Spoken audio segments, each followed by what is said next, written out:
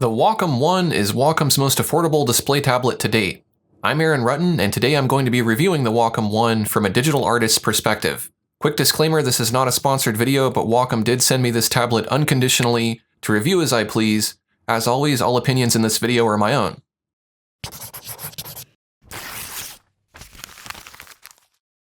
Now, if the name Wacom One sounds familiar, you're not the only one. See what I did there? There is also One by Wacom, which is a non-display tablet, potentially adding some confusion for those of you who are searching for these devices online. Repeating names for multiple products seems to happen a lot at Wacom, and although it's confusing, my guess is that perhaps there has to be some benefit to doing it this way. Personally, I would have called it Wacom 2, but I digress. In 2019, Wacom released the Cintiq 16, which was a more budget-friendly display tablet, but now in 2020 we see the price being lowered even more for a Wacom quality display tablet. This is great news for artists who really want to draw directly onto a screen, but don't have a whole lot of money to invest in the professional level features that often accompany display tablets. The Wacom One is lean and mean. It has the essentials you need to make digital art and not much else. So let's dive into this device and take a look at some of the specs. I'll also do some painting on this device so you can see how it performs. The screen measures 11.6 inches wide by 6.5 inches tall. It's 13.3 inches diagonally. The screen resolution is 1920 by 1080, and the color gamut is 72% of NTSC, which is a little over 70% Adobe RGB, or around 93% or so of sRGB. So it's not the best screen in terms of clarity or color accuracy, but it will do the trick. The Wacom One is using an AHVA display with a Wacom EMR digitizer like you might see in a tablet like the Samsung Galaxy Note. There is no touch capability. I wouldn't even bother trying. And there is a matte anti-glare film applied to the tablet. The film is applied very well without any bubbles or edges peeling off. One really cool feature is that there's virtually no bezel to interrupt your pen if you make a stroke that goes off of the active area. The bezel will catch your pen slightly at the very edge of the tablet, but there's a pretty decent buffer zone before your pen hits that edge. This bezel design is a lot closer to the Pro Cintiqs in terms of bezel width. The bezel design of the Wacom One is much closer to the Cintiq Pro models, which I like. Now let's discuss the pen. The pen has over 4,000 pressure levels, which is more than adequate for drawing and painting. The pen resolution is 2,540 LPI. Pen tilt is supported, which is great. You can use pen tilt to change the angle of your brush dab or to shade with the side of your pencil. Wacom's pen does not require a battery or charging, and it performs much better than non-Wacom pens. Even with the more budget-minded tablets Wacom is offering, you're still getting a top-of-the-line pen experience.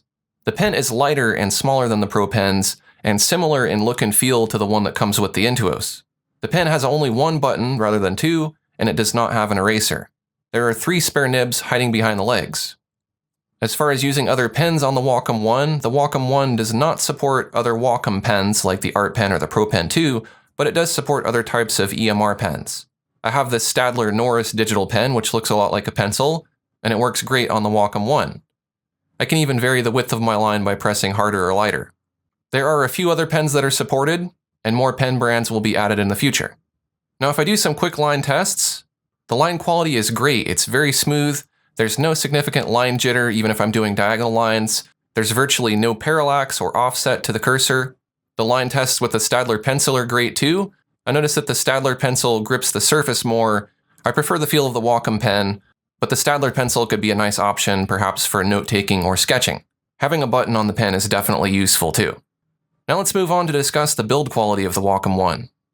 The device itself is 8.9 inches by 14.1 inches with a thickness of 0.6 inches. It's very lightweight at only 2.2 pounds. The stand is built into the tablet. There are 2 legs that fold out to bring the tablet to an angle of 19 degrees. The legs are surrounded by a rubber grip, and the bottom edges of the tablet have a rubber grip as well. This means that whether the legs are extended or the tablet is lying flat, it won't slide around when you draw on it. There are no external express keys on the Wacom One, but you can get the optional express key remote if you like. There's a nice fabric pen holder in the top center.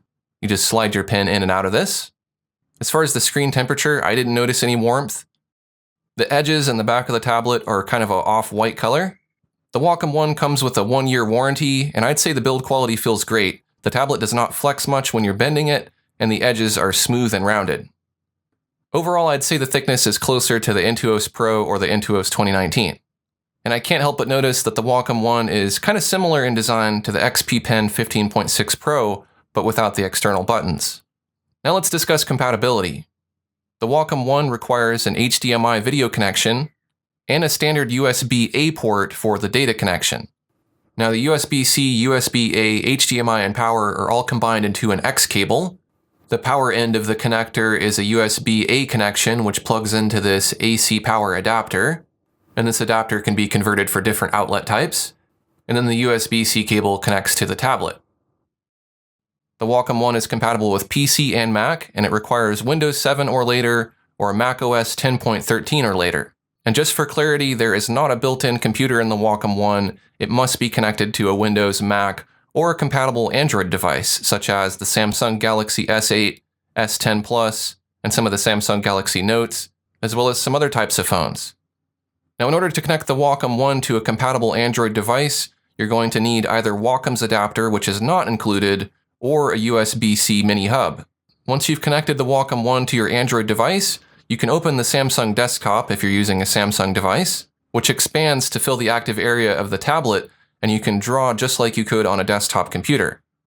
It's not like the Intuos Android that I reviewed recently, where only part of the tablet can be drawn on, and it only works as a mouse cursor on your phone. This here is legit.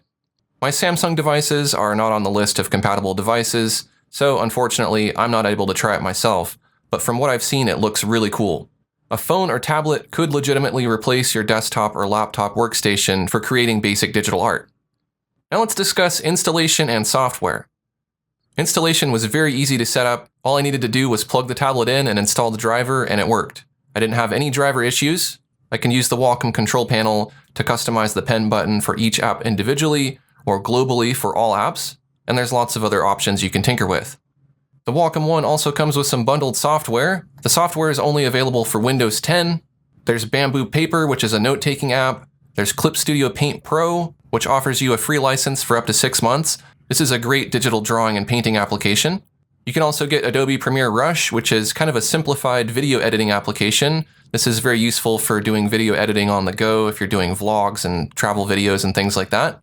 Adobe Fresco is coming soon. They're offering a 6-month license, but as of the making of this video, it's not available quite yet.